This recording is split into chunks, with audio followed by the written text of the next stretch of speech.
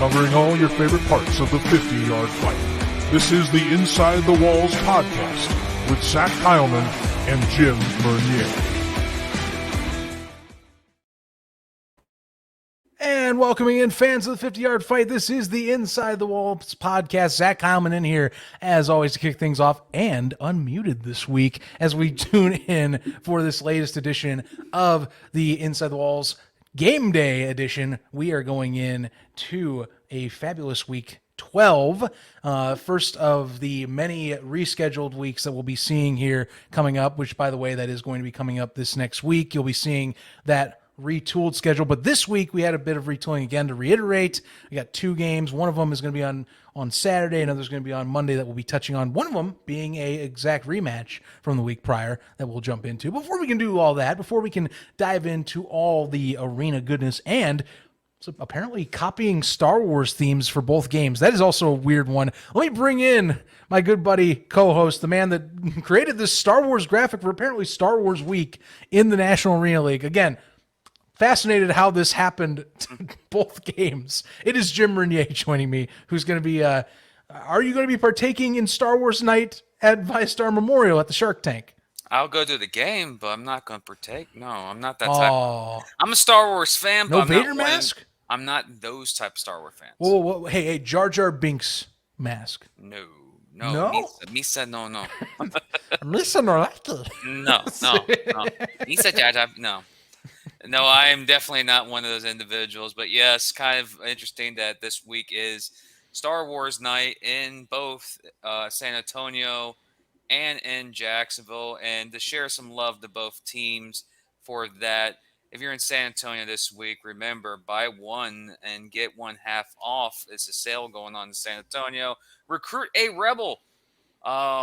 Their team that they were supposed to play this game would have fit the Star Wars theme perfectly with the Recruit a Rebel. Unfortunately, it's the West Texas Warbirds this time around. And also in Jacksonville, tickets are off. $5 off of tickets for the, again, Star Wars night in Jacksonville. So it's a busy weekend in the National Arena League for Star Wars fans alike. So there will be a lot of people wearing Star Wars gear, most likely, somewhere in these two arenas. We'll see a Stormtrooper in both arenas. We'll see a Darth Vader. You know it's going to happen. Someone's going to bring a lightsaber in. I mean, It's all about to happen. So fascinating. And credit, San Antonio and West Texas, it was changing things up a little. They were the ones that are more on the fly with this, so bear in mind. But it's just ironic, or not ironic. It's just, I find it fascinating that happened to be two Star Wars nights locked together. But yes. Star Wars Week, I will take the special edition of the show just for the sake of saying it is Star Wars Week in our league. Good stuff, I would say. In any case, we'll dive in and just, I do want to put out, quick thoughts on, I guess, the rescheduled. I mean, San Antonio and West Texas. Do you think if you're a team on either one of these squads, before we do even more further analysis, do you think either of them are sitting here going, after that week last week, I got to respond to doing that again? Yeah, it's intriguing. It's going to be an interesting matchup. We've seen this before happen in our league before, where you have back-to-back games against the same opponent. Usually the second time around is usually at the other opponent's house, not the same building. So that's going to be the uniqueness of this one. And it's also, you're going to feel that energy that one team felt like the game was in grasp of them taking it. And you have another team that knows that they can play a lot better than what they did. So it's going to be a big matchup. It's the third edition of this West Texas Showdown. So the third editions of, the great themes that we're having right now, the Return of the Jedi, the Revenge of the Sith, the Rise of Skywalker, third editions. It's always the third editions. The good guys always win the third time. So who's the good guys this time around? Is it West Texas or is it San Antonio? Yes, I know I'm showing my geekness in here, but hey, it's a theme of the National Arena League this week, so why not? Let's roll with it. It's going to be intriguing, but honestly, you look at West Texas, what they did in the second half, incredible. and how Arvell needed a big clutch pass at the end of the game, and his stud receiver, Kylie Rashad, to make the catch to win the game. If that didn't happen, we would have been talking about something else. But interesting matchup. Very rare when we see it back-to-back at the same building. It's usually the next game's usually at, let's say, West Texas. Right. But it's not. Usually flip them or you give them a bye week in between. We've seen Correct. that. It's just special circumstances. Fayetteville gets a second straight bye week in a row, which, that is unfortunate. I think it's unfortunate for folks that want to see their team play. I've seen some folks bring up concern about that, but trust me, your players will be fine. A lot of them, as we know in this ecosystem, a lot of them keep themselves busy outside the football field too. So keep that in mind when we're talking about the bye weeks as well. But we will see the Mustangs in action soon enough. Once again, just got to give them another week here to get things all sorted out. Before we dive into, of course, our two matchups and our game of the week at the end to hit that beautiful trailer of the said game of the week, let's dive into the media polls. Everybody, week 12. Let's see. Some things have changed. You might notice. We used to have a little bit of a split on the number one votes. Those have flipped to an entire sweep of the field as the Jacksonville Sharks not only continue to host the top spot in the media polling, but now they have garnered all 10 first place votes as well. Gunslingers, Cobras still hold second and third. The Preds make a nice jump up to number 4 this week. And then the Mustangs and Warbirds, 5 and 6. Well, Mustangs fell back. That was one thing I was surprised at before we jumped on the show was the Mustangs on the bye week lost a lot of steam with media voters on this week. I think that's a lot more to speak towards the Preds' impressive win over Carolina, but it was something I was very fascinated with given the week off. Well, that, and also you can look at as they haven't been playing. Usually when you have multiple bye weeks, if you're not on the field playing, the media people are not going to vote for you the way you are supposed to be. Yeah, clearly, right now they're the 4th team in the standings, but as you see, the only thing that's difference between the current NAL standings and the media poll is Jackson, San Antonio are flipped, and Orlando and Fayetteville are flipped. But you can see the one thing that stunned me is the 2 votes that went towards San Antonio in the first place. Now they flipped over to Jacksonville. That's what really stunned me about this week. What was the difference of that, and why did it flip to San Antonio, to Jacksonville? After still a 7-1 team, Jacksonville 6-2. The media poll is intriguing, has some interesting aspects to it, but you can still identify what the media poll can relate to, probably the coaches poll as well, is the overall body of work, not the overall record, is the determining factor of what this poll is showing right now. Mm-hmm. Yeah, I mean, we've talked in the past. When you were helping design this, Jim, it was it's a lot based on the college style. That was what was intended for it, and that's kind of what we're seeing as we've gone on and continued doing this with the league and the media members that we talk with. Is that there is a difference between standings are the facts, media polls are the opinions. So that's a bit of a difference there because clearly it's different than clearly Gunslingers are number 1, but as we see, people choose a different option and the season continues on. But it was interesting. I think the 2 votes switching back to Jacksonville for the number 1 overall, like a definitive sweep, given last week. That was one I think that rose my eyebrows. Not as much as Fayetteville dropped, just because again, I know it was a bye week, I get it, but I mean we had some folks that like firmly voted them down just for sitting, and I was like, whoa, that's what got my attention. But is what it is. They'll get to play soon enough. Just got to sit out one more week. But new schedules on the horizon, and we'll get to see Rakeem Cato and company, Trey Long and company.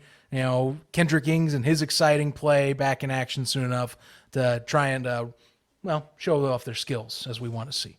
But, yeah, big stuff with this media poll this week. Big stuff, I think, in the future. I'm excited is all I can tell you. Next thing up, time for the games. Here we go. It is week 12.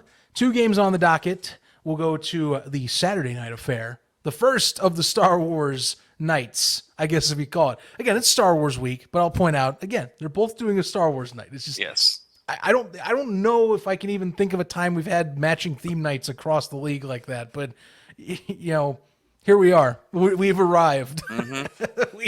we have found the time. West Texas, they drove the bus up to Odessa. They said, "Oh, wait a minute, I got to do a U-turn." And so basically they got back home, said hi to everybody, and said, "See you later. Hopefully you travel with us again as we're going back down to Freeman." Gunslingers, like I said, or as like we talked in our rebound episode, catch their breath, got to win, got to play this team again. However, this time now, probably be a little different. Mm-hmm. That Gandy's going to be, at least we suspect, and credit, the injury report doesn't come out until usually after the episode, bear in mind, but we suspect, if it is severe as it sounded on the broadcast, that Gandy probably is going to get that nod to be behind center. And I would imagine, knowing Coach Fred Shaw, this is the part I wanted to say on this episode after we had talked about and kind of got some folks flustered on our thoughts on the Gunslingers, is that knowing Fred Shaw, you're going to get a let's clean this stuff up type of act in the following week. I just know from the talks we've had with people about how Fred Shaw is as a coach, professional, expects you to do your job. That conversation had to have been prevalent immediately after that close call this past weekend, and they're going to play the same team. So it's doubling down that you're going to be doing the same. You're going to be saying that bit a little bit more during this week of practice anyway. Yes. What was the comment that I said that really got them flustered over in San Antonio? I forgot that comment. I think you tried to equate them to a lower record team. Is that what I'm hearing these days? What was it? Good. I can feel your anger. I am defenseless. Take your weapon. Strike me down with all of your hatred, and your journey towards the dark side will be complete.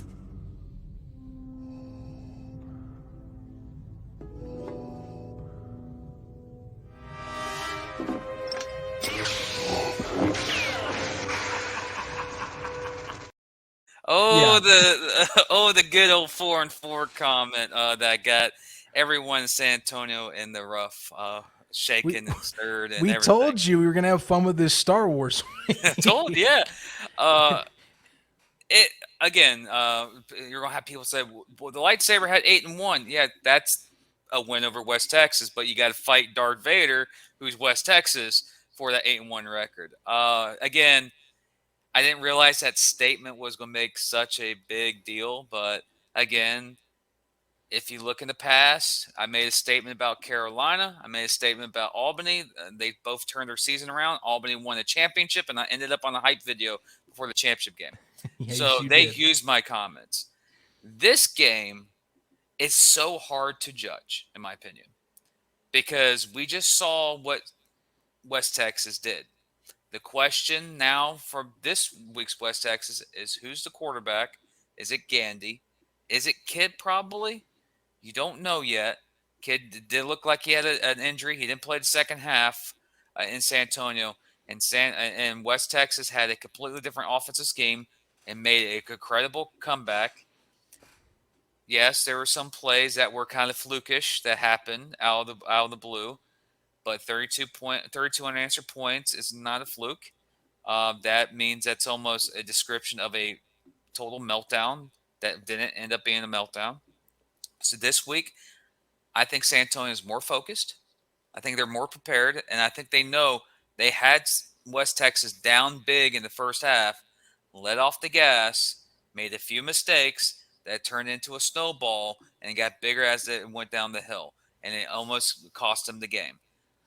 A lot of questions, but one thing about rivalries, there's always some quirky thing that happens, and we saw it last week with that 32-point game. Let's see if San Antonio learned from that, bounced back from that, and have actually put a complete performance on the field. Because what silence critics out there, ladies and gentlemen, is actually showing that you can do what the critics believe you can't. It happens all the time, happens in every sport. Some of the most famous critics in media, that's their job, to just light the fire from the fan base, light a fire from players for their performance. If you fail to do that, then that critic gets what was the term? Vindicated, means they've been proven right. So Right. they're there.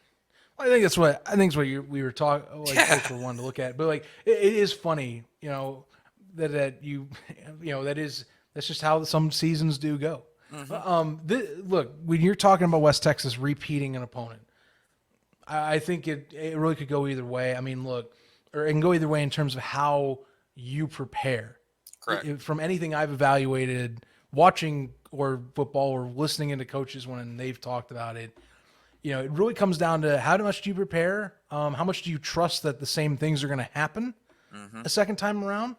I mean, keep in mind, as much as, it was a 32-point comeback, I will give credence, because I'll give a shout out to Phil Burnett on this, that yes, it is kind of weird when you have 2 straight fumble for touchdowns. That doesn't happen often. I'll give you that fact. So you shouldn't expect that to happen again. Like, I'm fully going to go with that. Like, West Texas can't just be like, oh yeah, we're going to rely on Trayvon Shorts picking it up off the turf, or we're going to rely on him being there conveniently as Arvell Nelson throws a Rex Grossman out of his glove. If you don't know what Rex Grossman is, it's what Arvell did in terms of losing grip on the ball during a throw. That I call it that because I'm a Bears fan, and that's scarred me ever since 2006. So take that as you will. And Jim doesn't care because he's not a U of F fan. He's probably laughing at that when Rex Grossman does it. So I just did that for fun. Florida rivalry comedy. That did take that as you please.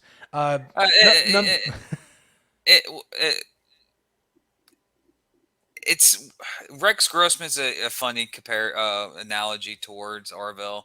Arvell's a good no, just the play. I am not comparing. I am definitely not comparing them. Oh yeah, no. I'm the play. Definitely not comparing Rex. Rex and Arvell are different. I'm just saying, when I see a QB try and attempt to throw a ball and it slips out of his hand, like right at the forward motion point on the throw, I call that a Rex Grossman ball or a Rex Grossman fumble. Because that is the exact style. It happened to him multiple times in his career when he was in Chicago.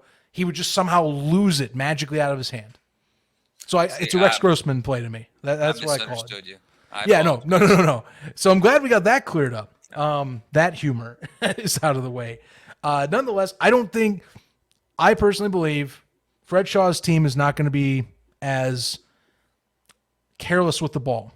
Is what I will put it, for lack of a better term. I think you will see a cleaner performance. I do believe that I think you're going to see out of this one that both sides are going to play tighter than last time. It's not going to be one gets out and about and scurries ahead for 30 plus only to watch it evaporate. I think it's going to be much closer. I actually liked what I saw out of Gameday at the end, even with the defense getting touchdowns, and you and I commenting the entire game, like, he was running and making plays out with his feet, but, towards the end of the fourth quarter, he started getting passes down. He was maneuvering the pocket. He was able to get guys open, basically threw the game-winning touchdown that Trayvon Shorts couldn't haul in, which he said immensely that he knew that he made a mistake on not catching it. He said that this week. And so I do think that this will be, I think it'll be a closer contest without a doubt, because both sides are going to either be giving we know we're better than this, or we know we can beat them speech. And you're going to see two teams that might fight basically tooth and nail for every yard. I actually expect a defensive performance. I don't see either team getting to 50. I think it'll be winner gets to 40 and walks away, similar to the first matchup. I think this game is going to be very close, like their first two previous matchup. And you can start telling that there is a beginning of a rivalry to come between these two teams. And just taking this from a person who is a San Antonio fan, and also if you're a fan of football, period, it's hard to beat the same team three times. This is the third meeting. It's very hard to beat them three times. Just ask the Carolina Cobras to the Albany Empire. They won all three season matchups, but the fourth matchup came and they didn't do too well. This game is going to be crucial. I want to see how crucial the adjustment is for Marvell. If we see the same Marvell last week, then it's just not a blemish or a fluke, whatever last week. It becomes a major concern. He'll become a liability for them. I want to see if he gets back into it. And you did bring up the initial convo that I wasn't ready for yet last episode about do we discuss the bench or that? And I'm not saying that this game decides that. I don't think it is. But if you see a repeat, we might talk a little more about it in the next episode. I think we'll leave it at that. But, still fascinating because, again, like we said, you're going to see both teams want to play, I think, even crisper play this week, not just because one didn't and the other did in the second half only, but because they both realize either how close that was or how close that was, if you catch my drift in the enunciation. So that's what I'm looking at. I know one thing I can guarantee you, the fans, of two players that are going to show out in this game, Trayvon Shorts and Philip Barnett. Yes. They are both the two vocalist guys this past week on social media. I'm getting the vibe Barnett's going to his own self will his way to a massive game, which he's capable of. He's been more of a great supporting role, doing both ways. Mostly the number 2 receiver this year, but you're exactly right. You know damn well he can do it by himself. He's done it in the past. He doesn't have to be that number 1 guy, but man, he definitely seemed determined and a little frustrated at our comments and a few others this week. So I honestly think this game's going to come down to who makes more deuces, Weber. That's another point Drew too. Pearson. Yeah. I think that's going to be the deciding factor. Both were on one at points in their last matchup the previous week. Yep. That's what. It's very hard to break down the game that we saw just a couple of days ago because the adjustments are very hard to do. Even I guarantee it's hard for coaches to make adjustments. Like, what can I do to either, A, help my team, or B, how to attack another team when they basically will see the same thing we're seeing and they'll adjust there. So you're basically counteracting what you did the previous week. So there's going to be things that you're going to see in this game that didn't work last game, but you also see stuff that doesn't work this game that was very successful last game. Yeah. It's going to be it's a chess piece. And like I said last week, before last week's game, San Antonio. Remember when I said do not overlook West Texas? They could get up for you and bite you. They almost did. I'm saying it this week. It's going to be a close game. San Antonio. When you have the chance, use this as build-a-board material. I don't care.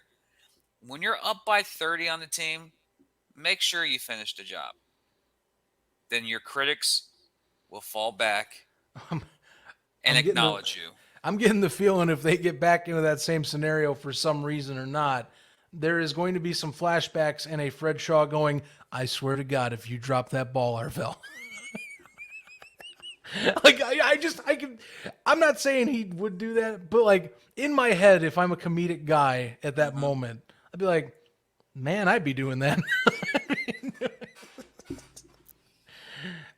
It should be a good one, though. I really do think it's going to be more defensive. Like, both of them are going to try and clean up their act for all 4 quarters. Yeah. Again, like West Texas, credit, Mitch Cade goes down.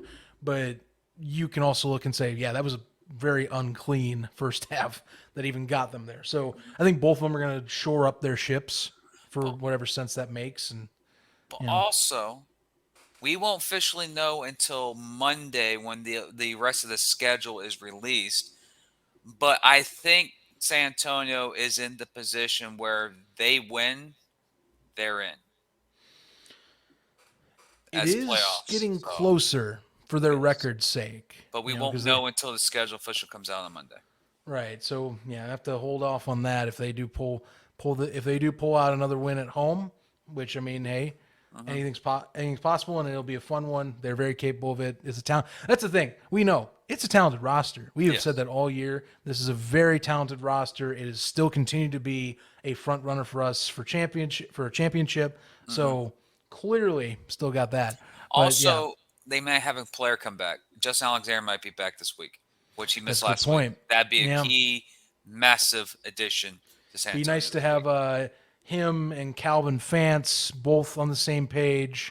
You know, Cody Brooks can get an extra someone getting distracted on Justin alone. Yeah. I mean, remember, sack leader from last year, you know, or well, one of the top sack leaders last year. I know Kerry Starks was leading that last year, but one of the top edge rushers from the 2022 season, and still has been one of the more dominant guys since he's come back from the XFL. He just hasn't been healthy. He gets to be back in. That'll be nice.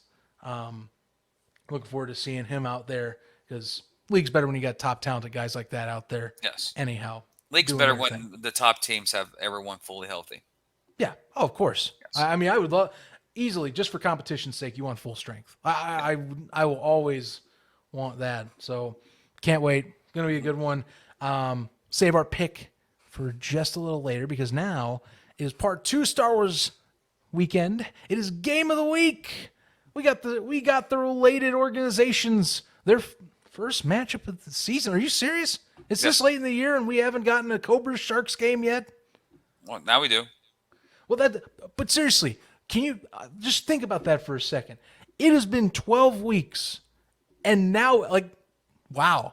You know, we kind of talked about it like at the beginning of the year, but you don't really realize it until you get in late in the year and go, dang, we really haven't talked about these two rival ownerships. Well, I guess related ownerships is more how I should put it. But the two organizations that we list here that have that short but very passionate history of each other playing against each other.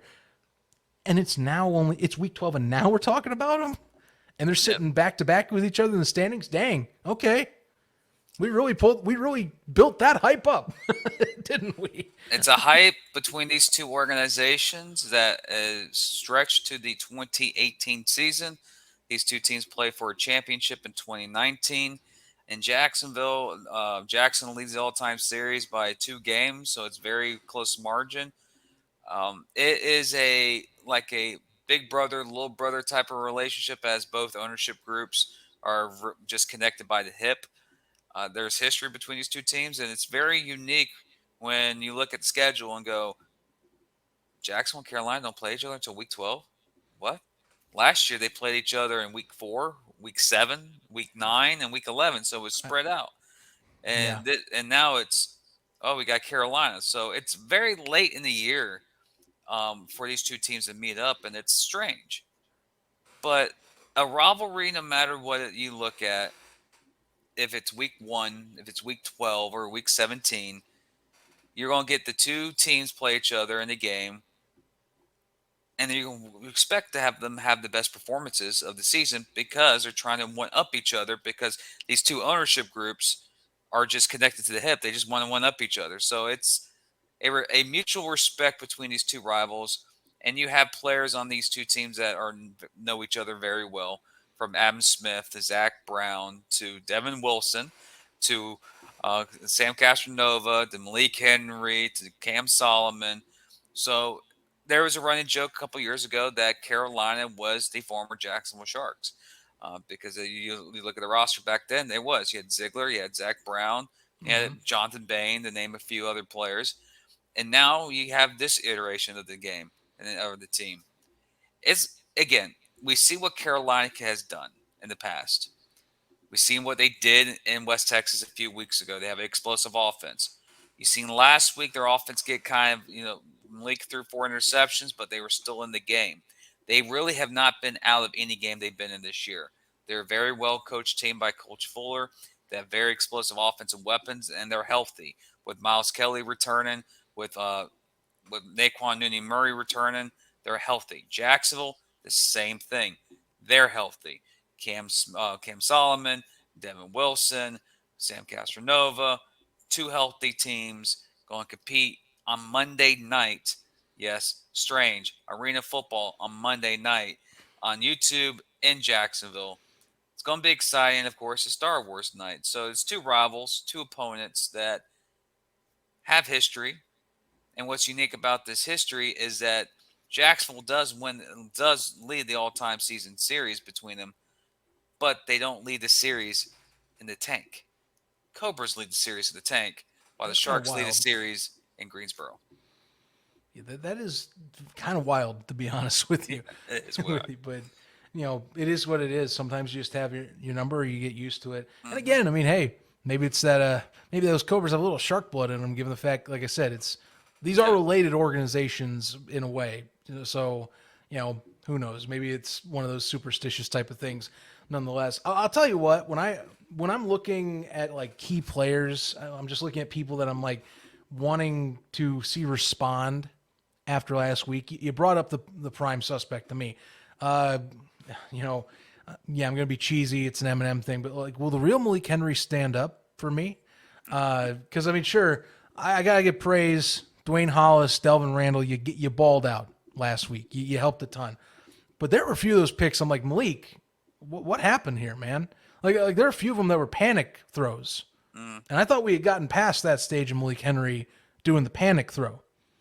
And I'll give props to the Preds. They must have gotten something that they saw on film and went, okay, we can capitalize, because they certainly did. Jason Gibson will certainly look at that film and will certainly tune in and talk with his staff about how they can exploit some of those viable options to get after Malik. They have the options. They have the league sack leader in Shekai Holiness on the other side. That will definitely make that. Jabari Gorman, Marvin Ross, as we'll talk to a little bit on this show a little later. I mean, they have options. Not saying Malik's not going to sit here and go, man, I played a rough game, because he probably does know he played a rough game last week, all things considered. And the fact they lost by 5 to the Preds on a final drive, that's going to, like we talked in rebound, that rubs you a little bit. That's going to be salt in the wound there for a lost opportunity. I do bring that in as Malik, you got to respond this week. You got to it's a gut check time. You had that 10 TD game against West Texas, 4 picks, ugly, very ugly for any QB to throw 4 picks in an arena. Got to be able to respond on the road, just like you did 2 weeks ago. And kind of like how you did in the second half, honestly, against the Preds. Your first half was rougher. Second half, much more on point, much more laser focused in.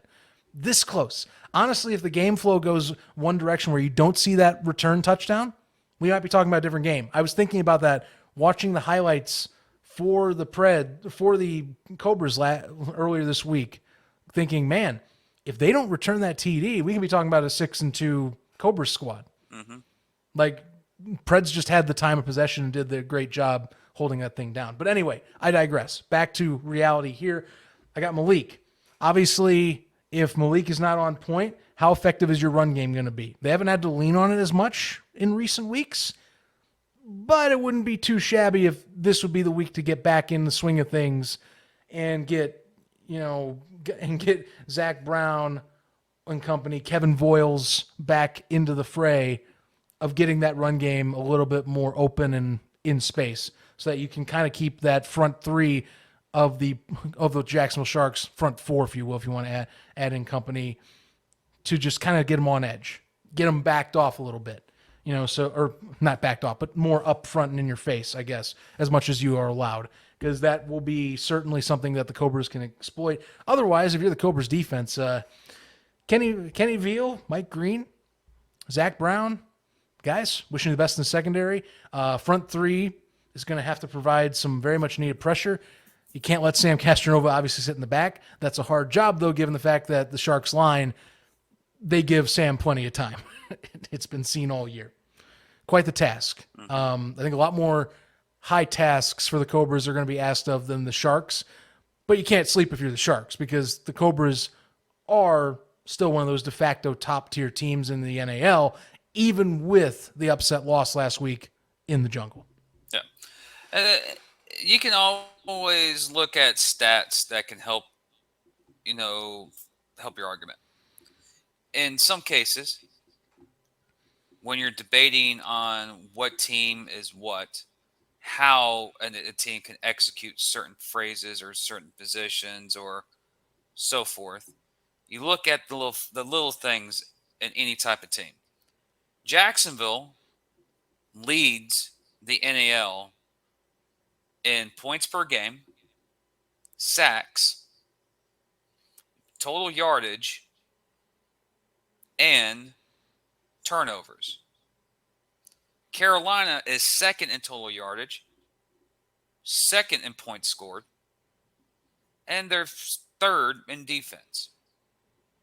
And they're, of course, they're right there in the mix with turnovers as well. They're in the midway pack. So the stats show that this team is matching their record. Then when you dig into more than just stats, you look at what individual player on what team can stand out and have that breakout game. We've seen Solomon do it so far this year. We've seen Henry do it over in West Texas. These both teams have the ability to score points and stack up tons of yards. Both teams are very good getting the ball back from their opponent and scoring. Jacksonville is the number 1 team in the NAL scoring points off of turnovers. The number 2 team in the NAL is the Carolina Cobras. So they, as well, you turn over the ball, they're going to score. They're very close with each other. The differential is about 14.5 points is the difference between Jacksonville and, or not 14.5, excuse me, you can't have a half a point. 14 points is the differential between the two teams of points. This game right here is in Jacksonville. It's in the Shark Tank, Monday Night Football, unique. So I guarantee the crowd's not going to be as big as a normal 8,000 fans, but it's going to be about 6,000 because it's a Monday night. But again, down here in Jacksonville, summer is here. There's no school, so might have a bigger crowd because kids don't have to go to school the next day. So you look at the overall team and you look at the coaching style. We've seen what Coach Fuller does in his offense. He likes to nickel and dime you and try and bait your guys into wrong positions and beat you deep. Jacksonville has a multitude of type of different formations they can run at you, and now they got receivers galore that can take over a game. Solomon, Devin Wilson, Jens Doshak, Tamorian Terry, and okay, you got Sam Castronova. Jacksonville has a lethal offense, but Carolina does too. It comes down, in my opinion, is who's the better coach in this game, who makes the right decision, not what their team is. Their team is very capable of doing stuff. I want to see what Coach Fuller does to try and change what Gibson wants to do and vice versa. This game, in my opinion, is going to come down to who's the better coach team that wins the game. One thing I like, and you look at stats, Carolina is the number 1 team in the NAL for penalties, meaning they're the best team. They don't get a lot of penalties. They're number 1. Number 3 is Jacksonville. So Carolina doesn't kill themselves in penalties. Not really Jacksonville, but Jacksonville does have more yardage. They do have more of a scoring offense in all the categories. So it comes down to, my opinion, very odd, who is the better coach and who makes the better decisions as a coach. Who goes for that 2-point conversion besides that extra point? Who goes for that crucial 4th down besides trying to kick a field goal? I think this is going to be a chess piece between the two coaches because I think these two teams, even though the records are similar, 6-2, 5-3, but you look at overall the point differential, Jacksonville looks like they're far better than Carolina, but they're not. These two teams are very similar. They have very similar talented players, and these two teams have history. And I consider a rival between us and Carolina, or Jacksonville, Carolina. It's going to come down to the coaches, in my opinion. It's going to come down to who will be the coach that makes the crucial decision that puts their team in the win column. You know, that risk reward of what you might have to do to secure a win, I do agree with that's going to have to come into play. If you are especially, and credit, this is because I'm giving a lot of leniency to the Sharks offense because of just how consistently, it is not is not that you think that you are guessing it's going to hit 50 points a game for them.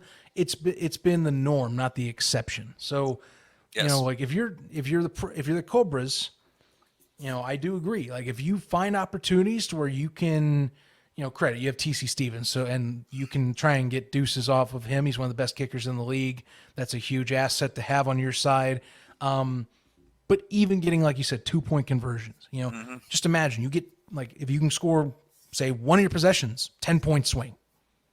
Like that's massive. 2 point, getting 8 point plus a deuce, it's huge. Double digits in one score, that'd be huge. And I think that you are looking for that, no doubt. James Fuller knows, you know, he's played enough against Gibson too. He's played enough in the Shark Tank. You know, they know what they need to. Nothing new. That's the thing. I think if anything, you have the perfectly experienced coach, you know, to handle this too. You know, and he was there last year, different role, but still knows what he's doing. And again, Malik's his guy. You know, I think not just Malik, you know, sitting down and realizing what his week was, but I think even James will be the same way. It's like, I know that the Malik that throws 10 TDs is there. I saw it 2 weeks ago.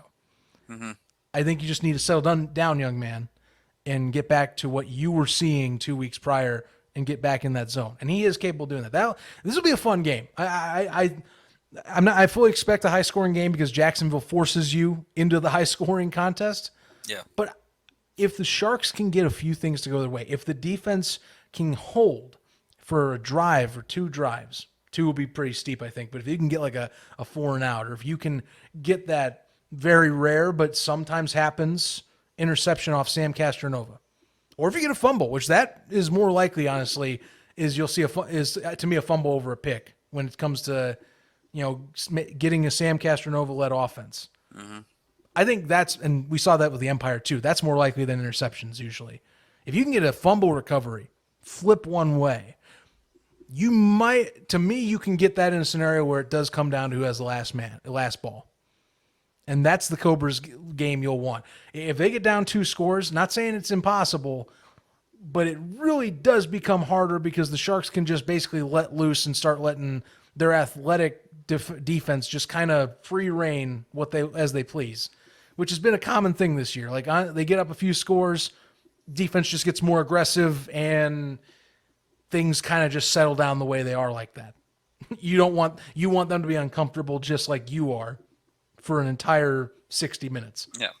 But it should be fun. This is a good one. This is a not only playoff implications game, but this is one of those that you're like, hey, you know, playoff scenario type of game could happen. You know, we could see these guys. We're going to see them later in the year. You know, this is only the first matchup of what should be several more, even with the rescheduling.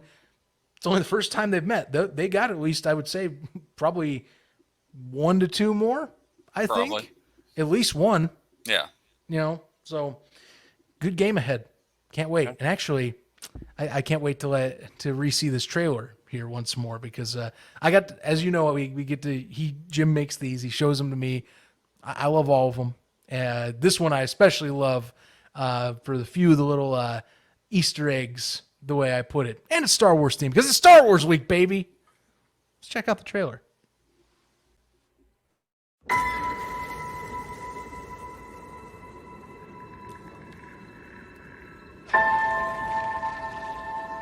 Who are you?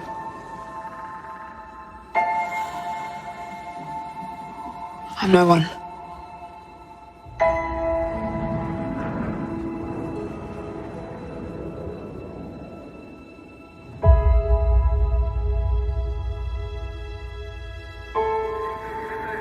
I was raised to do one thing. But I've got nothing to fight for.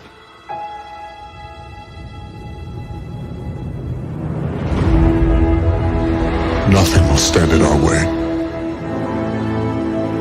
I will finish what you started.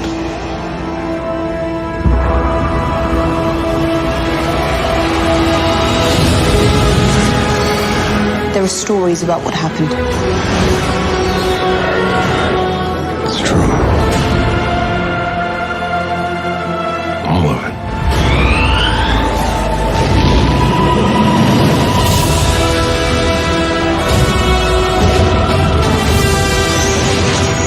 the dark side. A Jedi.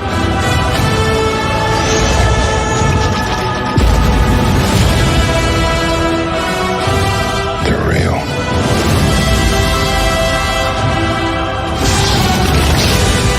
The Force. It's calling to you.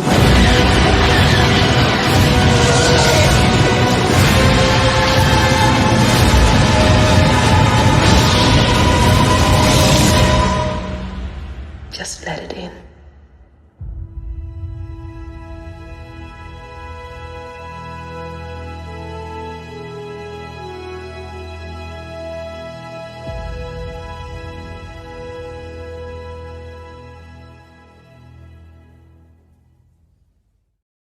Two favorite nods are both the Jonathan Bain Easter egg right there, like that whole finish what you started. But the other one, I didn't even tell you this when we were watching the video, but I was thinking about it while we were getting ready for the show, and I just didn't have time to say it. I love the reference to the 2018 championship team in that where the audio says, you know, this used to be, this did happen, you know. And I mean, that was a special team back then in 28. Back then for the Cobras at that time. First year, too. Kicking things off in style of that ownership's first season. It was a good hype video. One thing's the theme with Star Wars. I'm like, I know there's certain Star Wars trailers like you can use on YouTube and won't get flagged because it's way past its date. And I was like, you know what? Let me do Force Awakens. And I finished what you started, the Easter egg with Jonathan Bain. It's because of last year's Cobra season, how they went all the way to the end, and Jonathan Bain got hurt, and they weren't the same. So basically, McHenry is going to take the reins and finish what Jonathan Bain started. And so I thought it was a pretty dark side, the good side, the light. Jaguar, the Sharks being the light, Cobras being the dark side, just the theme of Star Wars in Jacksonville. So yeah, I thought it was a good highlight. Hopefully you guys enjoyed it. I like doing these hype videos. It makes it entertaining. I already have a couple planned for the future. Just need to know if the games meet the highlights. I'm already doing the championship game highlight trailer already. I already got that prepared. Just need to plug and place the teams when it gets there. So hopefully you guys enjoyed. And if you did, it's on Facebook and Twitter. Like, share, and share it out. And most likely, thank you to the Jacksonville Sharks and the Carolina Cobras for sharing it, because I guarantee that Jacksonville does it. They've been sharing a lot of our stuff there too, so I appreciate it. I do this because I enjoy it, and I do this because these players deserve the spotlight. And of course, Jacksonville and Carolina, it is the dark side and the light side of the ownership groups. So just depends on who's who. So yes, I imagine they definitely, knowing those guys that tune in, they probably got a good kick out of that. I love one of the things I love with the game day episodes that you and I do is I get to come on here and see what new and exciting edit you made. Like I don't really usually I don't get to see the edit until I jump on. Like that is like one of the best parts of the recording sesh is getting on here and saying, "Oh, what's the trailer this week, Jim?" If you when you get the chance to do it, and it's cool. It's really cool. And again, Star Wars week. Again, it was one game, but again, Star Wars week, baby. I'm just gonna call it. Keep doing that until the end of the show. But not too much more of the show because we're about to get to that finish line. Except we got to pick some stuff, Jim. It's pick 'em time. It's time to make our decisions known as to who's going to, at least in our eyes, walk away with these wins this week. And, of course, we got to evaluate how we're doing season record-wise when we get to that chance. It's been tight between you and I. You know, records have been keeping things up. I'm 19-9 in my picks. You, sir, I believe are 17-11 when we were talking about this. I am. Kick things off. I'm trying to find it. My bad. There we go. Nope. There we go. Technology. There we go. I clicked it with you. This is the beauty of StreamYard is I can also click and completely reject what he's doing. Anyway, so yeah, we got 2 games on the docket, one on Saturday, and then we got to wait 2 days. But hey, Monday Night Football and Arena doesn't always happen. why not? It's a great way for me to come home and chillax for my final weekend day. I'm one of those dudes that has a Monday for a Sunday, if you catch my drift. But it's fine. It's all dandy. I get to end my week with arena football. Kicking things off first, though, the first of the 2 Star Wars nights, and really a direct rematch, a direct sequel. I'm going to do it like that, just to get that theme going. West Texas turning around, pulling a U-turn, and going, oh, wait, we got to go right on back. We forgot a few pieces of equipment back at Freeman. And the gunslingers are sitting there going, hey, now, we want to play again. It was a little too close for comfort, guys. Can we do another one? And they're going, all right, that's fine. Warbirds coming back, though. Close contest. 1 possession game last time with a 32-point comeback. Gunslingers get to host at home. Should hopefully be a rowdy crowd. I know it's a little tougher when you have back-to-back games and on such a short notice, but I do hope the folks tune in and jump on in locally to see this game, especially with the great deal, buy one, get one, to go out there is the case. Here's the big question for my pick. Do I think the Warbirds make the better adjustments over the Gunslingers? You know, I'm not as bullish on that. I actually think Fred Shaw is going to take a little bit extra notice on, kind of the collar pull type of ending that one was in the Freeman. I think that they want a game, and I think he's more and more wanting, as much as we're talking about it, I also believe they're wanting to make a statement game where they play all four quarters well, and basically maybe want us to be put to bed in terms of just talking about this setup. I got the Gunslingers. I think it'll be a 2-possession decisive victory, personally. It will be defensive, so don't get me wrong. I'm still holding by the no team punches the 50-point mark, but I think they do win in effective fashion. The Gunslingers way that has been is, offense does its job, defense pulls the anchor down on the opposing squad like it was earlier in the season. And I got the San Antonio Gunslingers making that statement game, and that one that quiets people down being this one come Saturday night.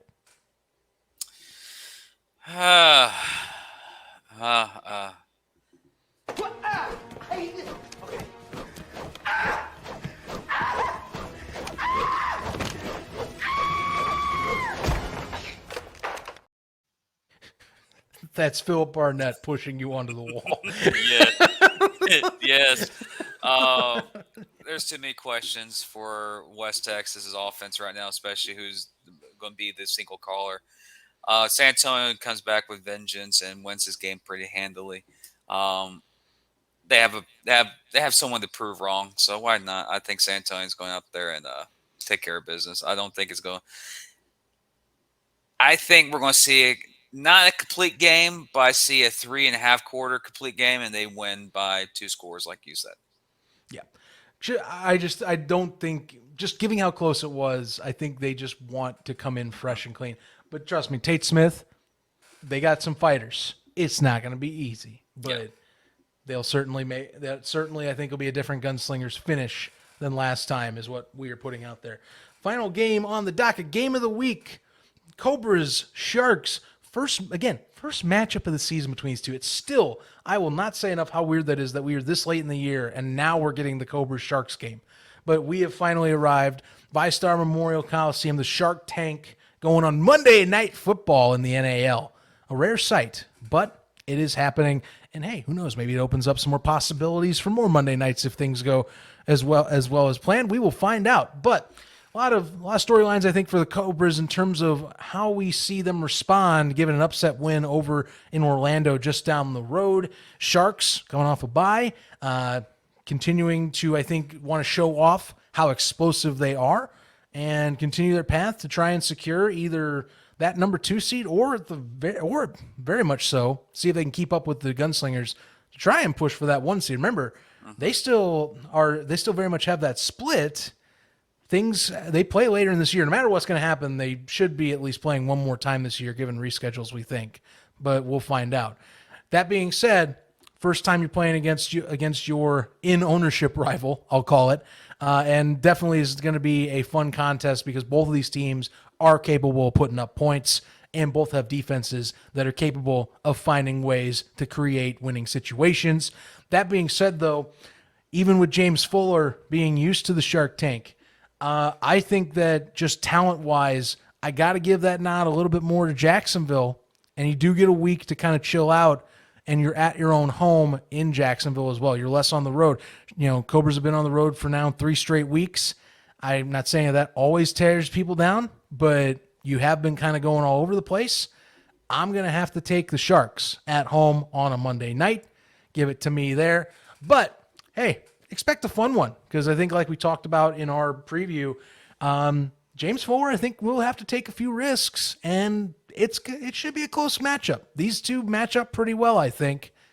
They're both also very explosive. So, fun game on Monday Night Football coming ahead. But I see blood in the water, and I got the Sharks attacking. You see blood in the water. I see a heart pounder all the way to the very end type of ball game in Jacksonville this week. Both teams have good offenses. Jacksonville's coming off of a bye, trying to get back to the swing of things. Orlando had Carolina had a tough loss in Orlando last week. Carolina's going to look for revenge. They play Jacksonville very well historically. Again, they have a winning record in Jacksonville, so the Shark Tank may not be an issue. It comes down, like I said before, it comes down to the coaching decisions, but also it comes down to what quarterback is playing, who has the hotter hand right now. Right now, Sam Castronova has the hotter hand, and that is the advantage of why Jacksonville wins this game on the back of Sam Castronova. I think it's going to be a high-scoring game. Both teams get into the 60s in this game. A traditional arena football shootout in Duval, where the Jacksonville Sharks pull off a win in their home field and keeps the pressure on the San Antonio Gunslingers for the home field advantage or the 1 seed, no matter what you want to say. So, yeah. Mm-hmm.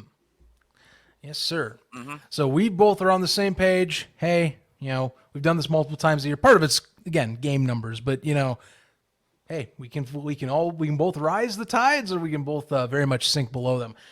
It's all that will happen. A lot of times you and me are lockstep. We'll, band of brothers type of moment. We're going together, going into battle one way or another. We'll see how that works out. But again, I say this every week, and some people are like, you probably sound like a parrot, but I don't know. Every week to me I've found good quality football overall in the NAL every week. This is another one I say, and there's no except that is no less an exception. Mm-hmm. So I'll keep repeating it until I'm wrong, but good quality football should be coming up once again this week. Both games you want to tune in for, both should be fun. Mm-hmm. Don't look at the records with San Antonio, West Texas. Trust me, West Texas is going to make it a game you'll want to tune in. So stay tuned. Before we go, people are asking, you had a guest on this week. We do. And that's at the end of the show. The reason why we have it at the end of the show this time is because it was we had bad technical difficulties with Marvin Ross. So we didn't want to put it in the middle of the show and interrupt everything. So at the end of this, we'll go to the interview, a part of Marvin Ross's interview with Mason Espinoza. But just want to give you a heads up, Marvin Ross will be live with us. Yes, live with us Tuesday at 9 p.m. to talk about the game against Carolina. So we'll have him audition. That's why we're pushing the interview to the last this time around. So after we close out here, you'll get the interview with Mason, then the hype trailer again, and then the end of the episode. So we do apologize if you're looking forward to the interview for Marvin Ross. He'll come back again, but we'll give you as much as we did with Marvin Ross and Mason Espinoza. Soon enough, without a doubt, you'll get to see him. But you at least get to hear him a little bit on this final interview before we go. And some fun bits with Mason, of course, as we talk. And kind of, honestly, I think a good conversation on equating his coaching experience and, some things he's borrowed from, his former head coach, Jason Gibson, on his journey into college football head coaching. Well, college football offensive coordinator coaching. He's not an HC yet that I am aware of. So just... laying that out there so we're not throwing things around without him going, what's going on? anyhow. And he also has an announcement of a major signing. So that's at the end there. Yeah, major signing at the end of the interview that he wanted us to keep quiet. So yeah, we kind of a little tease that. So yes. A+ signing, by the way. I'll say that before you hear me re-say that on this. It's an A+. It gets an A+ grade. But without further ado, we'll let you go to that and everything. Just final things. Hey, social media. If you want to follow us at InWallsPod, Facebook, Instagram, and Twitter.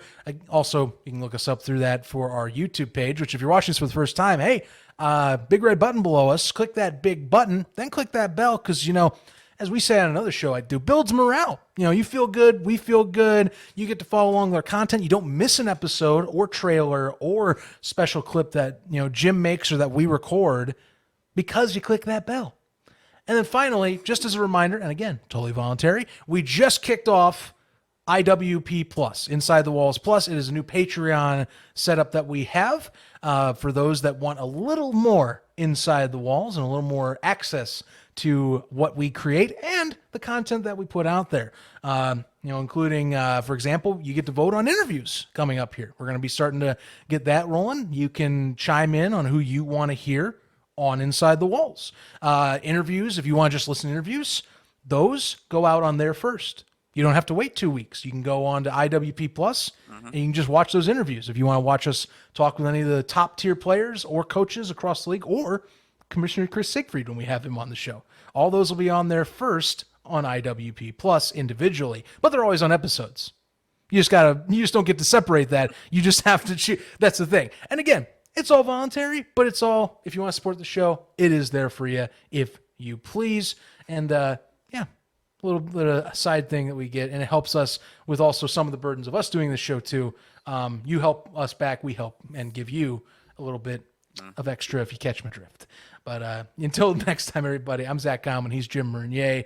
And of course, before we release that interview, you got to remember one thing, and Trayvon will leave you alone after this week. I'm surprised you haven't said anything on the show yet, but this is the last one we'll do with mentioning you. Remember one thing though, people. Don't be a jack out of the box. Catch you on the other side for Rebound live Tuesday this week, episode 114 with Marvin Ross. Don't forget that. Enjoy the conversation we had here and catch you next week. Everybody into our latest interview on Inside the Walls podcast, our interview series, if you will, as we do with every or almost every episode we do for Inside the Walls. Today we get a I guess we can call it a two-parter, if you will. We do get one of our seasonal hosts, as I call it, in Mason Espinosa, joining us this time on his busy recruiting schedule that he's got. Remember, he's offense coordinator over there, DePaul, over there in Indiana. So got to keep those Tigers rolling. Former QB himself. But yeah, we're joined by Mason Espinosa. We are also joined by his former teammate and current defensive back for the Jacksonville Sharks over on that Jason Gibson roster, Marvin Ross, joining us today. Marvin, thank you for joining us via call as well. Jim had a great idea with this, I think, with getting the QB-DB discussions on both sides of the ball with Mason joining. So, Marvin, great to have you on, and great to see we get to have two former teammates on the show. Appreciate you having me on. Yeah, good to have you on. So here's the thing, Marvin. I want to lead this on in. And kind of kick things off.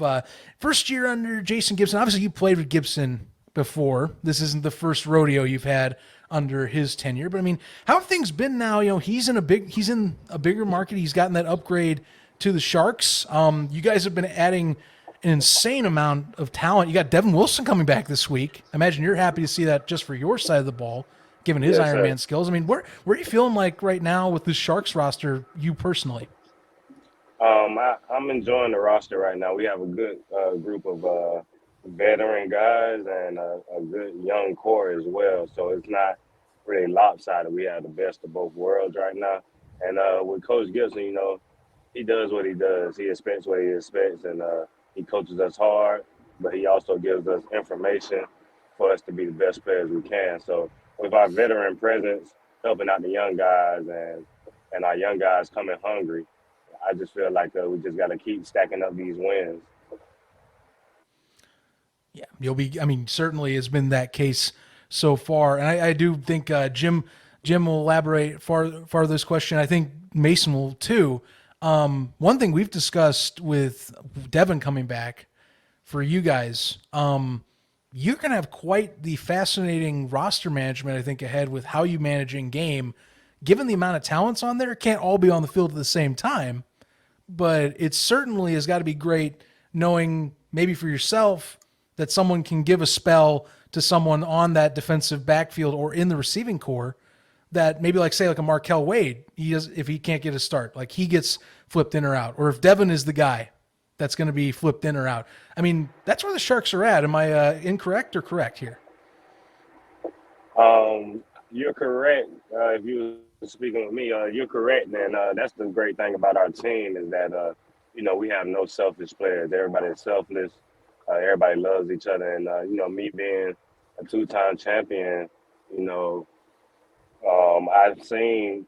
been on teams that won championships, and that's the type of team that it was. Even the team that me and Mason was on where we made it, but wasn't able to pull it out, that whole team gelled together and had fun together on and off the field. So for us not having a selfish team, that is really the best thing you can ask for in that type of situation. The perfect time to queue up Mason to hear on that. Now you got me curious. I mean, that sounds very much the case in how that 2021 roster was for you guys, Mason. I mean, the depth is huge in this, but like I said, we talk about the Sharks, like I brought with Marvin. Again, you had Devin now. Like, you're just basically playing with house money with the amount of people you can say, all right, even if you're on the bench, like I'm putting a starter possibly on the bench to come in and fill in a starter for a spell to get a rest. Yeah, I mean, in my opinion, too much talent is never a bad thing, right? I mean, an embarrassment of riches down there in Jacksonville. Nothing wrong with that at all. I think the key thing in that aspect, and it speaks to Marvin, is, leadership, right? Like you have to have those guys that are going to be able to step up and be like, hey, this is what we do. This is how we do it. We're going to be unselfish, like Marvin said. And I know what kind of leader Marvin is for a team and a defense in particular. I know what kind of leader, Coach Gibson is. I know the leadership in that organization right now is incredibly high. And so that talent is going to only accentuate what they're doing. So I'm really excited to see what they got cooking the rest of the year.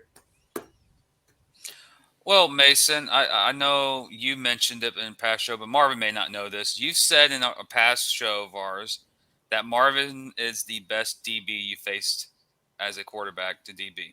Do you still stand behind that message? I firmly stand behind that 100%. Firmly stand it. Okay, well, I got to see him every day in practice for 3 years. 2 years. I got to see him every day. I saw it firsthand. It's the real deal. And with that, Marvin, question here is Mason. No. What is this, a marriage? What is this, a marriage vow? What are we doing here? What are we doing here, man? Hey, I have to cause some. Hey, I have to cause some controversy. I do almost every episode, apparently. But Marvin, this season the Jacksonville Sharks, especially the first 4 weeks, were kind of, in my opinion, as a fan, looked like struggling, like giving up the deep ball and not really executing defensive side of the game plan.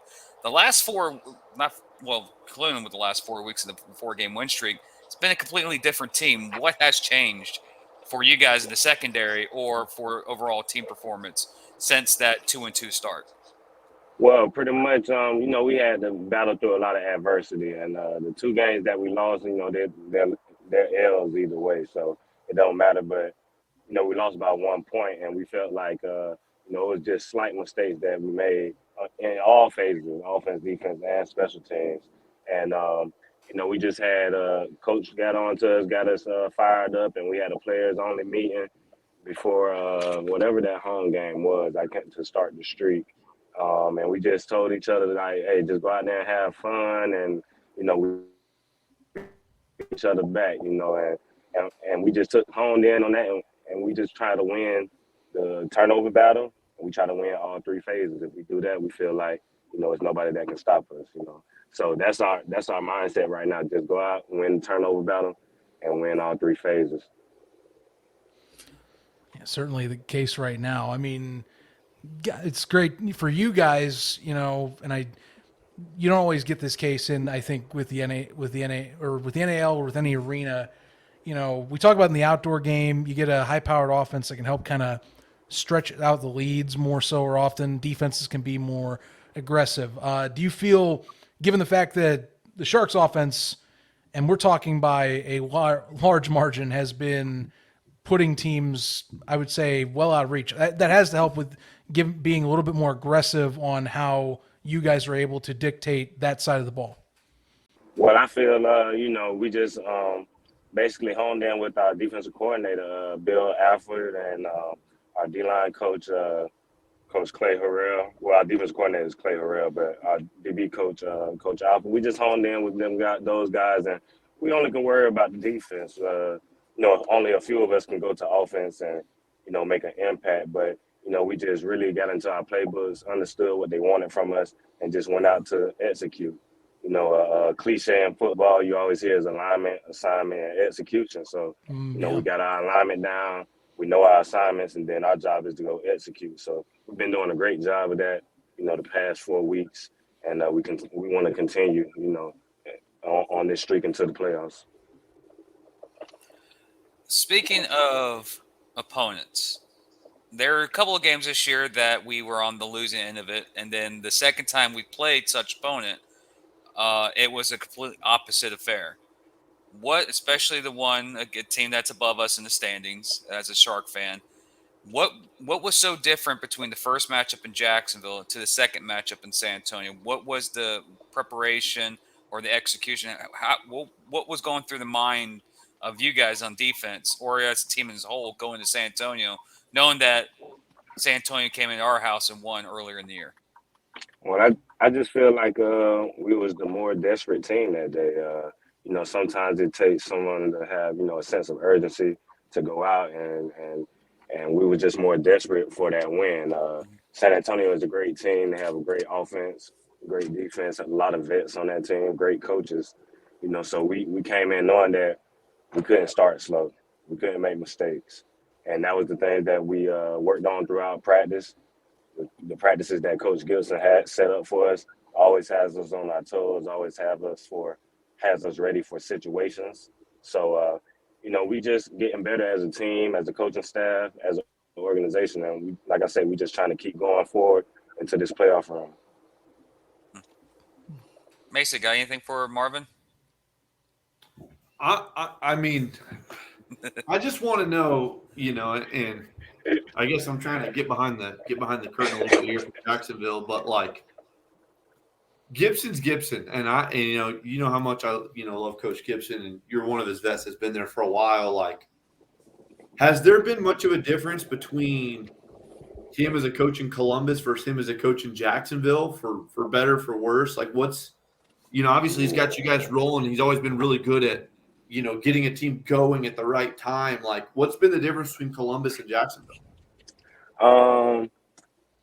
To be honest, I feel like he's the same. Other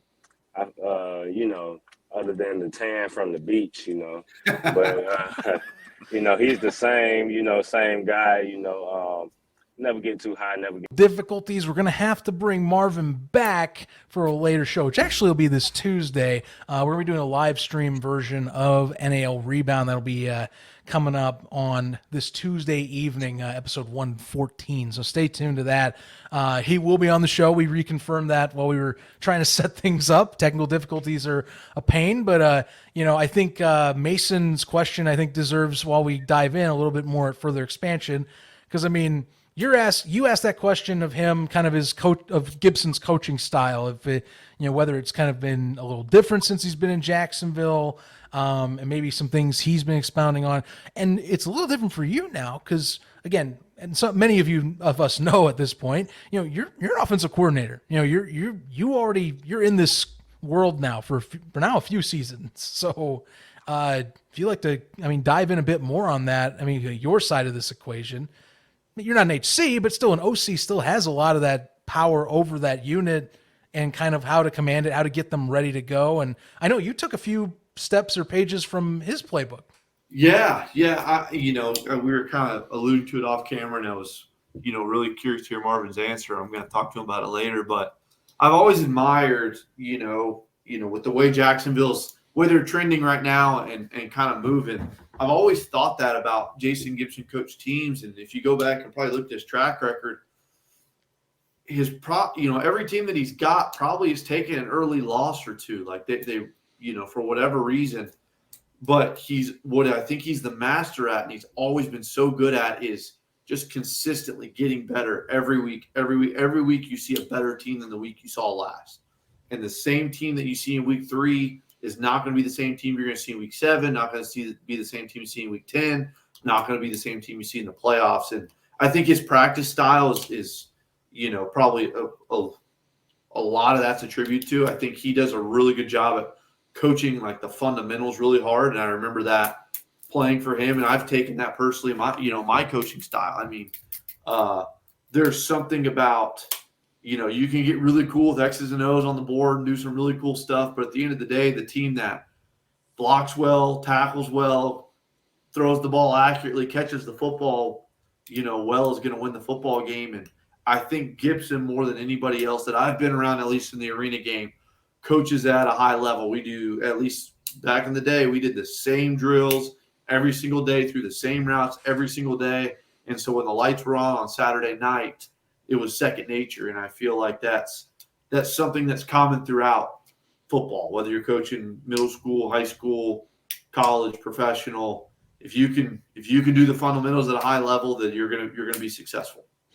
That is certainly, in any level of ball, without a doubt, one of the core principles, if not the main one, is you got to get the basics of the game down. I mean, besides the NAL, I mean, you guys know, you can see the hat here, but I mean, I talk spring football outside of this show, and I mean, that's the thing. Like, it gets harder the lower the league you go to see the fundamentals executed, and so when you see it done well, it gets a little more impressive, and you're more giddy because you're like, I like it. I like that you got a system together that players, even if it's arena, it's not the NFL, it's several tiers below, they're still playing that expectation of, my job comes first on this. I need to execute that job for the team's sake, because it can be easier to be more individualistic, I feel, with how the structure of football is now, to be like, I want to get up to the next step. It's me, if I can. My individual performance, my tape, got to get my tape, where, you sometimes do lose track of maybe the fundamentals slip through the cracks because I need that tape, if you catch the drift. That's it. Yeah. I mean, I always joke, and I joke with my kids, and my younger brother's sorry, I'm playing with a tape measure. I got to put that down. But I knew he was doing something with like a pen or whatever. My fault, guys. I fiddle. I didn't realize I was doing that. You gotta get one of those fiddle cubes. You seen those things? Yeah, I need something, right? It'd be perfect for you. Too much going on, and then naturally I pick up a pen and do the same thing. But non-sponsored. Yeah, right. My brother's a college football player. Obviously I coach college football players. It's really cool. Everyone wants to be on Instagram making a really cool catch or a cool throw and all that stuff. But, man, winners do it, the routine stuff consistently at a high level. I really, truly believe that. You don't want to be, the guy on Instagram, that's the only thing you did because you caught a cool one-handed catch. Well, you lost by 21. Okay, that's not nearly as cool. I'd rather win and be, hey, you know what? You completed the ball about 82% today, right? Because you took what the defense gave you. You were accurate. Receivers made catches. Everyone blocked for you. Those are the teams that win, right? And those are, I think, what the Gibson coach teams do really well. At least I look like OBJ. Yeah, right. Absolutely. That only makes me think about what would an Instagram lineman be like? He's like, I got that pancake. Well, your quarterback got set, but I pancaked the guy. Yeah, right. He got flattened. Well, in the arena game, you'll be seeing a lot of the thick sixes of the linemen. Okay, I mean, that could be Instagram lineman worthy. It's like receiver, like linemen get bad rap. We got good hands. Like, yeah, we block and we sack, but name me an offensive lineman that you've seen that doesn't drop the ball. He catches it in the NFL. Yeah. Look at every time you see a tight end that's an offensive lineman, he gets the ball. He's holding on to that damn thing. Excuse my language. I wish I had that skill, because when I would do Oklahoma drills in high school, people knew I get the ball, it's going to be a fumble. That thing's popping out. There's no ball security there. That's awesome. That's awesome. I would We just knew. I would always joke with a coach, hey, can I do the fullback duties and just be a quick laugh, walk away. See, that's why I always ran towards the sideline, because if I got hit, I was fumbling, so it was just going to go out of bounds anyway. Oh, strategy.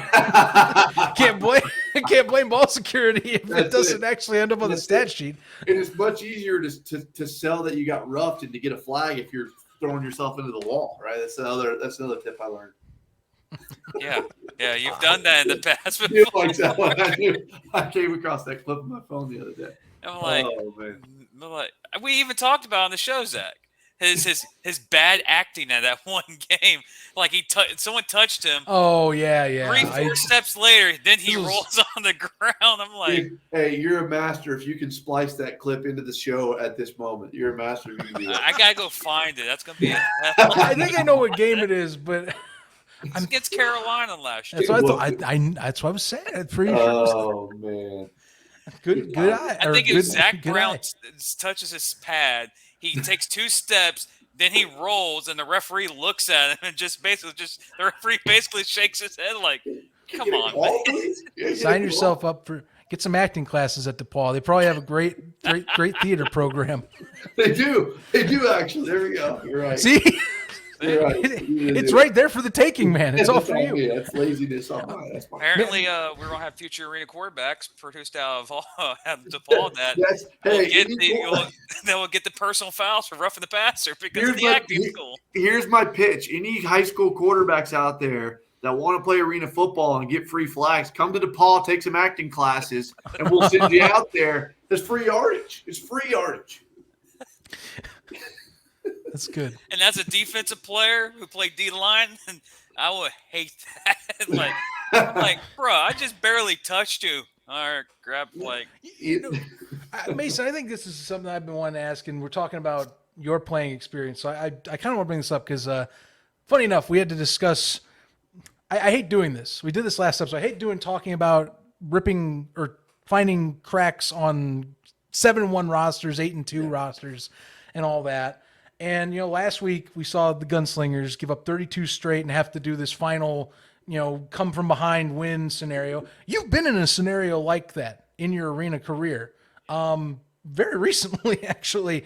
I mean, how do you get out of the mindset and just rally the troops if it's like you get the yips or you just things aren't going your way? Like what's a coaching mentality for that? Because I mean, I imagine Fred Shaw is sitting there going, oh my God, I just watched 2 straight fumbles from Arvell Nelson and now we're down 2. How did I get here?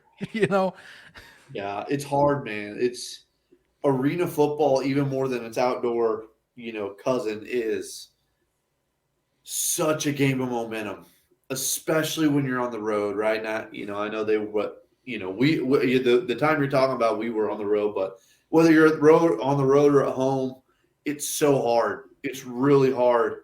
But you got to realize, just take a breath, take a second. And I think that's where you saw maybe the veteranship of Arvell come out is, you've been in that if you've played arena football, you've been in that situation. Mm-hmm. Sometimes it feels like the easiest game in the world. You're like, man, why don't I do this for the rest of my life? And then sometimes it's like, I'm never going to complete a pass ever again. Like it's just a weird kooky game like that. You just got to be able to take a breath. And then I know, at least for me, it was, hey, what are my comfort calls? What are my drive starters? What do I know I can get an easy completion on? Because as soon as I get that first down, we could roll. And then who are my playmakers? Who can I throw the ball to that could be an easy completion that they might break it and score a touchdown for me? And then I look like a genius anyway. Outlaw, Antoine Grant. Well, right. See, that's how I would be. Fred, that's how I would be as a QB. Is I maybe not entirely, but I would almost worry myself that I get on this point where I'm like, okay, I only trust like 2 of you. Like you are dead to me. I am looking for 2 people right now because I need a safety blanket somewhere that can give me like some confidence back. You know, but give credit to Arvell. He went after the dude on his team. He went after the guy who made the play. well, again, like we talked, fourth and 10. Yeah, you know, catch. games borderline over if you don't convert here, and he decides to throw a 30+ yarder to Khalil Rashad, who's covered well on man-to-man coverage, and nails it. You know, it's players, not plays. It is at every level of football. If you got the better players, most of the time you're going to win the football game. You know, not or a guy. My point is, if there's a guy out there that you trust and you know is going to make a play, find a way to give him the football unless he's just freaking just draped, and then get it to the open guy. You know, it's just. Who was that guy for you in Columbus? Outlaw? Depends on the season, and it really depends on the game. You know, like, you know, if you go back way in the archives, Michael Reeve, Goose, we call him back in the day. The one now I thought was incredibly underrated, Tristan Purifoy. My man Tristan was so good. He was such a friendly quarterback target. And then as we get later, right, Lonnie was, I mean, he was as good as they got. Roman Deloach had a point there where he just couldn't be guarded.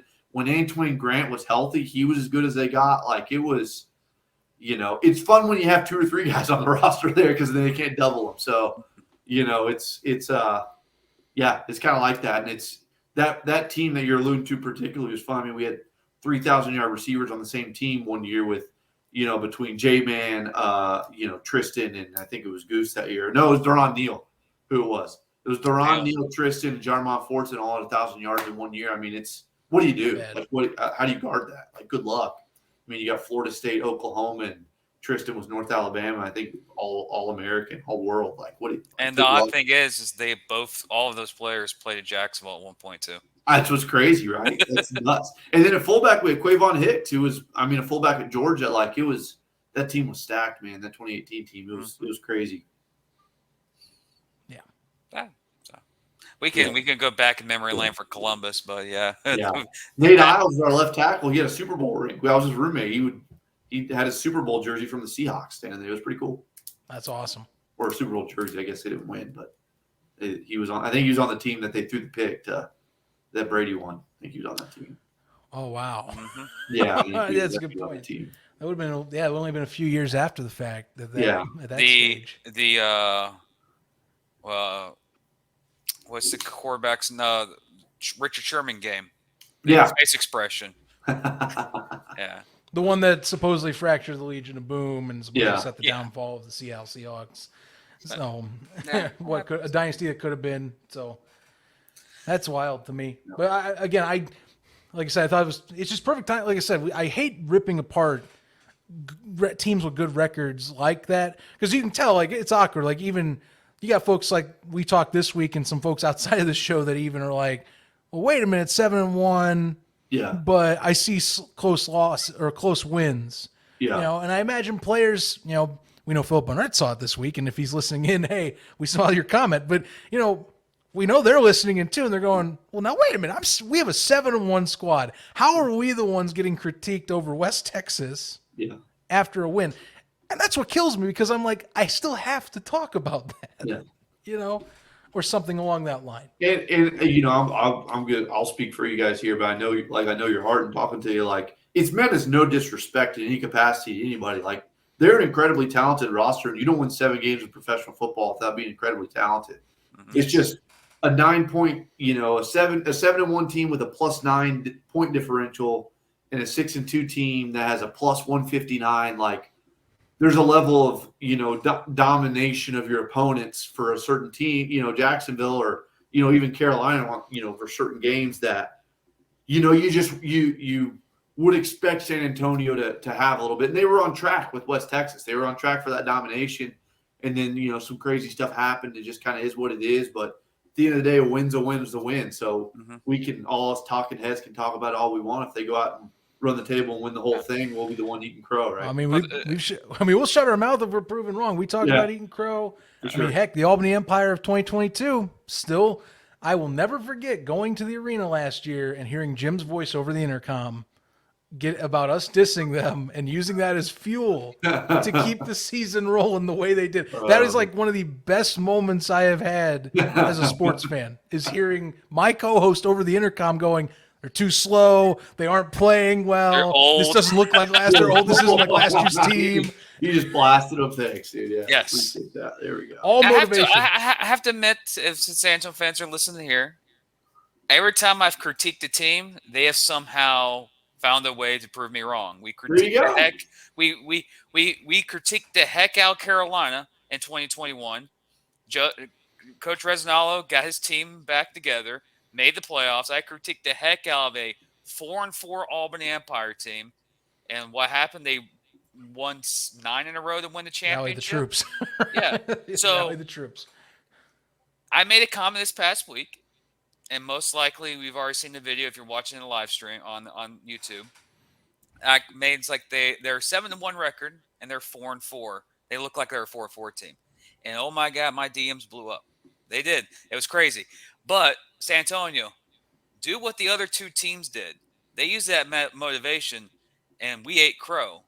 And I still have so much respect for the Albany organization because I made a hype video before a championship game. Like, that's not Stephen A. Smith. That's not Skip Bayless.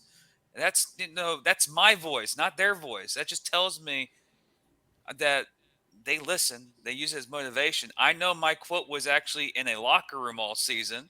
So, all right. If the 4-4 comments in the San Antonio locker room, for me, that's awesome. I appreciate it. But that's me just looking at the game and realizing, you know what? I love this game. I know they respect it, and you make crap. You just a couple weeks ago were not want to talk about that, but could have long shot still, but it's a no shot. No shot. Yeah, I'll think about it. I ain't thinking about it. What was that?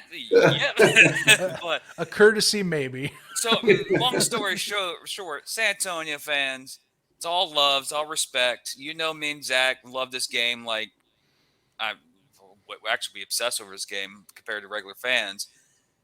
And if you come to us for motivation and we're the reason why you win the championship, you better let us hold the trophy at least once, okay? There you go. We playing it safe.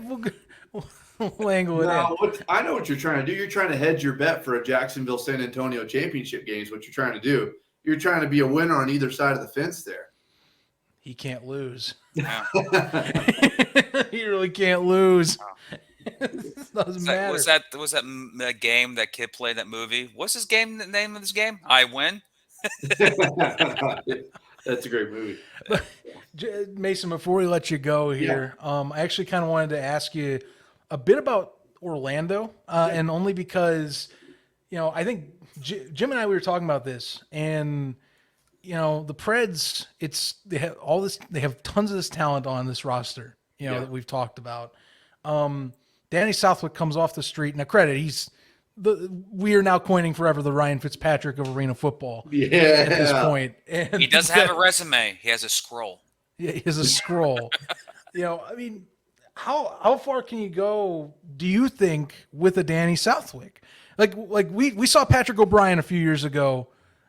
He comes in. He's not like world beating, but he's giving you management and giving these stars that were on that roster enough to say, you know what, we're powering through. We're a playoff team. We're going to beat you on being slow, baby. Yeah. Just getting our pace. You know what? A couple things before I dive into it. If the Orlando Predators do not send me a Danny Southwick jersey, I'm going to be really salty. Okay. Danny Southwick, that guy's Wikipedia page is incredible. I want to see his closet from all the gear from the teams that he has. That guy's the man. I've never met him. I want to meet him. I'm sure he's got stories everywhere. If the Preds make the playoffs, I need to see the Preds shop with a T-shirt of just the Wikipedia section, plastered on a white shirt with a Preds logo in the corner. You know what, Orlando? You make that jersey. You send one to me. I'm coming down for the home playoff game if you make it. I'm there. Oh, dang. Okay. There it is. I'm throwing down the gauntlet.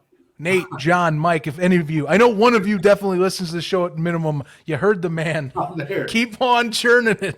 I'll be on that front row going crazy with my Southwick jersey on. No, I mean, they have enough talent. Southwick, has been around the block. He's an older guy. I think, he's probably in his 40s, I think, if I'm not mistaken. 39. He's pushing it. I mean, he's right got to be there. at least close, right? So he's an old. He's an older guy. He's seen everything. Man, they got guys, right? Like, Darius Prince is as good as they get, and we all know that. Like, I mean, you look at the stats, and it's obvious. Like, Orlando goes is you get the ball to Prince, do it 4 touchdowns. I mean, it's just he's smart enough. He's been around the game enough to not. He's not going to freak out. He's going to get the ball to the right spot. You got to protect him, right? And I'm the first one to say that. You had to protect me. I'm not going to move around the pocket. Like, the good arena quarterbacks are like Grady was like that. Like, Radaball was like that. Like, you got to protect him. But if you protect him and let him make reads, he's going to make the right read, and the ball's going to be out. It may not be 100 miles an hour. It may not be 50 yards down the field, but you don't need to do that to win arena football games. And the way the league's set up right now, this isn't it's not the NFL playoffs. You don't have to win a wild card. You don't have to win a division. You don't have to win a conference. I mean, you get in the dance and you're 1 win away from the championship. You just never know. You just truly never know. And so I think it's a great move for them as long as they can protect them. They have to protect them. I think that was his downfall a couple years ago. Not him in particular, like just the general situation's downfall. He came in for Jacksonville. He went and he beat Albany. We play Columbus, Columbus, we go down and play in the next week, and they couldn't protect them with our defensive line. You have to protect them. But if you can protect them, man, they can go a little bit. Yeah, I mean, shoot, before you came in, your last season in the league, I mean, that was the deal with him coming in, was that he had no time to sit back. Great. I mean, I'm glad you brought that up. He completely blocked his face on the video. That is there if you're watching. It's absolutely incredible. But I mean, that's the thing. I mean, I think you're not wrong because, obviously good line takes you so far, takes you anywhere. I think with the less mobility, like we said, we saw Columbus with him on it the last season. He was in the NAL, and no time. Then you gotta panic. Then you gotta start, going. Well, it's somewhere, And then we watched Orlando this past week. At least, if you checked any of that game out, I mean, Pred's line did their job. He was able to just kind of chill. That beautiful pass to Clarence Williams for about a 35-yarder. I was like, man, that is a beautiful ball right down the side. Yep. Wasn't expecting that from him. I was expecting more like methodical drives from him. And I was like, dang, he still can get it right there. Like we've seen him do it in the past. That anything's possible for them then if he can get it to these guys like that. So they're built I'm with you. They're like, looking at their roster, they're built for a dirty, grimy 48-47 game, and that just scares you in the playoffs because they have the defense. They can rush the passer. Hay can rush the passer. Josh Jenkins in the middle is, the real deal. They got Prince. They have Raspberry. I mean, Southwick can put together some drives. Like, they just have, just a grimy, tough first-round playoff game written all over them. They just do, and it's just they're a scary team. They just are. They're just a team that, they could beat anybody on any given night. And they got the guys to do it. So that's what's cool about the league this year. And I feel like every team has some guys that you're not going to see a roster. Even West Texas, we alluded to it at 2 wins on the year. They got some guys that can play really good football. Right, and you're not seeing the big, massive, 70-point wins like you used to. When this league first started, you're seeing close games. I mean, you just saw the team, the number 1 seed in the league right now, and the number 6 seed in the league right now, playing in a tight game. That's the sign of a healthy league, in my opinion. That's good. Anything for Mason, Jim? No. I'm good. I feel even awkward asking that because I'm like, nah, he probably would have something. He talks enough trash in my DM, so we don't have to worry about it. Yeah. I buy that. Facts. Mason, hey, thanks for sticking around. Glad to run into you and keep on doing your thing. I know you're from what we were talking, you're at least in between pre-show / adjusting for end of show, that you get at least a bit of a slowdown in the recruiting trail coming up for 4th of July. So enjoy the little mini vacation. Can we even call it that? Sure, why not? Let's do it. We'll call it that. Enjoy the mini vacation. Fellas. Thanks as always. No surprising signings coming up. You're not going to pop up somewhere. All right, you're hearing it here first. Breaking news. Ready for my signing? I just got engaged. So I'm officially signed for the year. And that's to my future wife. There's my signing. That's S tier right there. Good Awesome. job. I give that signing an A plus. Yeah, there we go. In my article. Best one of the year and probably the least painful on my body of anyone I've ever had. So there we go. Contract details were pristine too. Yeah. I love it. Yeah. Mason, have a good one, man. Only one more. I'm losing money though. I appreciate you guys. I'll see you.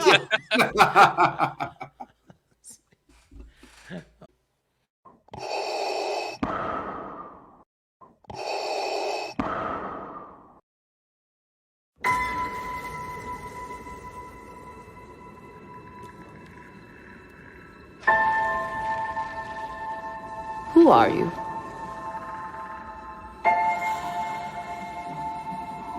I'm no one.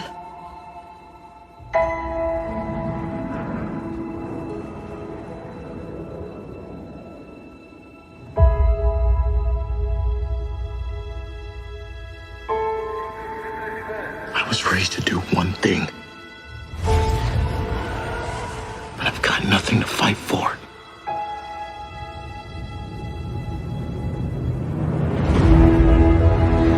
Nothing will stand in our way. I will finish what you started.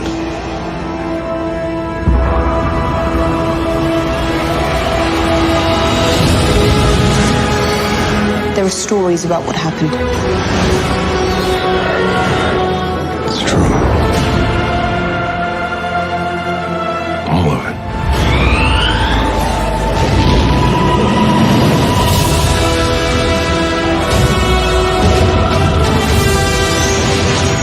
The dark side. A Jedi.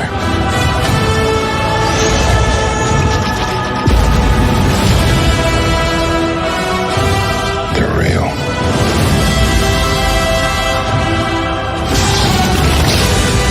The Force. It's calling to you.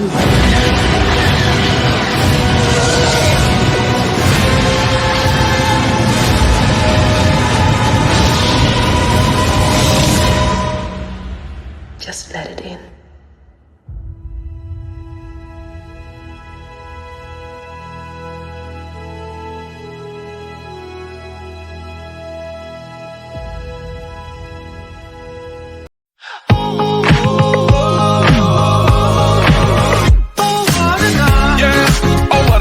Feel like I'm 22, you know I'm 305. Tatted on my body, I got everybody in a job. Somebody hit the light camera, let me improvise. Can I get a hallelujah? More moolah, more peace for my medulla. The whole crew up, yeah. Louis Prada, Dundada, top flow, come take a ride up with the rider. I came up from the bottom, you have no idea. You can't swipe through my story, write my name in history. Oh, what a night, yeah. Sing it, almost had me down, came back to life. Hell yeah, right. Who's gonna stop me now? Oh, what a night, yeah. Sing it, I can't even lie. What a time to be alive. Drinks in the sky, that's the high. Covering all your favorite parts of the 50-yard fight. This is the Inside the Walls podcast with Zach Kyleman and Jim Bernier.